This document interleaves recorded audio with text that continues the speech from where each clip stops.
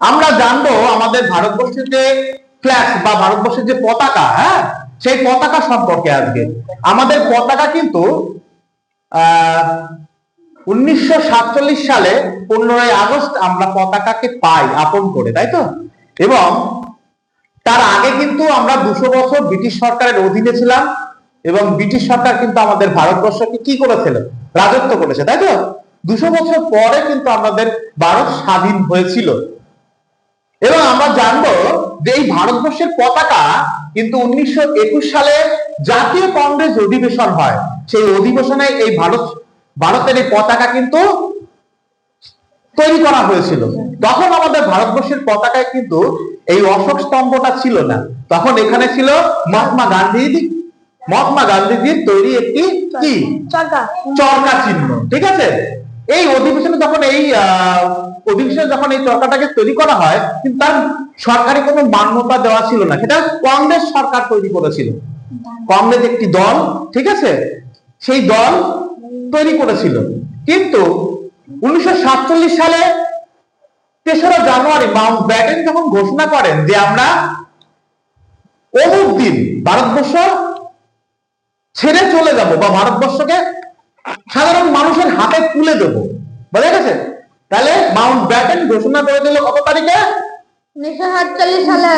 কত তারিখ? 3রা জুন, তাই তো? এই তারিখে মাউন্ট ব্যাটেন ঘোষণা করে দিল এবং 1947 সালে তোমার হচ্ছে 15ই আগস্ট আমাদের দেশ স্বাধীন হয়, তাই তো? স্বাধীন হবার পর 1947 সালে 22শে জুন গণপরিষদের জাতীয় কংগ্রেসের পতাকা গৃহীত হয়, বোঝা গেছে? তাহলে আমাদের জাতীয় পতাকা গৃহীত কবে হয়? 1947 সালে 22শে জুন তারিখে, তাই তো? আমাদের জাতীয় পতাকা গৃহীত করা হয়, অর্থাৎ গণপরিষদে গৃহীত হয় এবং সেই পতাকায় কিন্তু আমাদের কি বলতো এই অশোক স্তম্ভটা ছিল, ঠিক আছে? তাহলে আমাদের পতাকা, তাহলে এবার আমরা পতাকা সম্পর্কে জানবো। আমাদের পতাকা কটা কালার থাকে? 3টে। গেরুয়া, সাদা এবং সবুজ।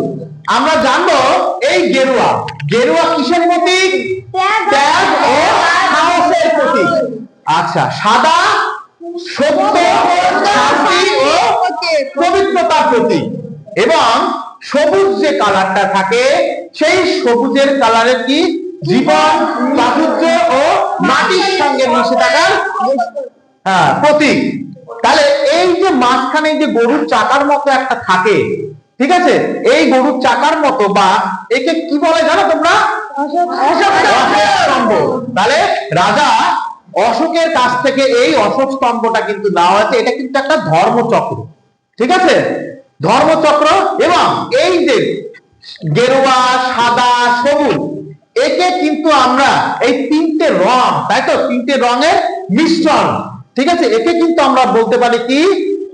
ত্রিবর্ণ রঞ্জিত, ঠিক আছে? ত্রিবর্ণ রঞ্জিত বা আমাদের পতাকাকে আরেক ভাষায় বলা হয় ত্রিবর্ণ রঞ্জিত। তাহলে আমরা এই অশোক স্তম্ভটাকে দেখলাম, তাই তো? এই অশোক স্তম্ভটা কিন্তু কটা কাটা থাকে? 24টা। আচ্ছা, 24টা কাটা থাকে, তাই তো? এই 24টা কাটার কিন্তু একটা অর্থ থাকে, বোঝা গেছে? 24টা কাটার কিন্তু 24টা অর্থ, 24টা কাটার 24টা অর্থ। এই 24টা অর্থ যেমন, দেখো আমি বলছি 24টা অর্থই কিন্তু থাকবে।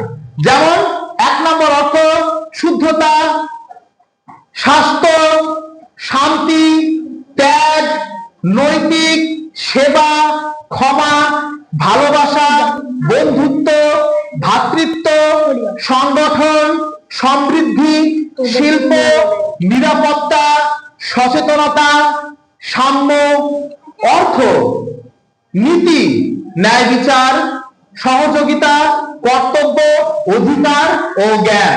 তাহলে এই 24টা কাটার কিন্তু 24টা কি বলতো? অর্থ। বোঝা গেছে?